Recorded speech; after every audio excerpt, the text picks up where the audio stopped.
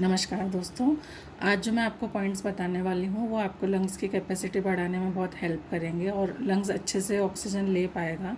साथ में जो लंग्स में कफ बलगम जमा है उसको भी निकालने में हेल्प करेगा। प्लस जो स्टेगनेशन जकड़न अकड़न जो आपको भारीपन महसूस हो रहा है उसको भी ये पॉइंट ठीक करेगा।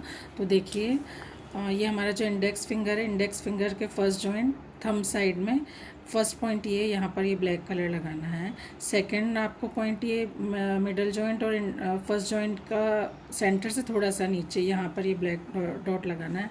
आप ये दोनों हाथों में कर सकते हैं और 4 से 6 घंटे तक आप रखिए, आपको बहुत ज़्यादा आराम मिलेगा। और ये सपोर्टिव ट्रीटमेंट है, आपका मेडिकेशन को सपोर्ट करेगा। प्लीज़ ट्राई ज़रूर कीजिएगा। Thank you.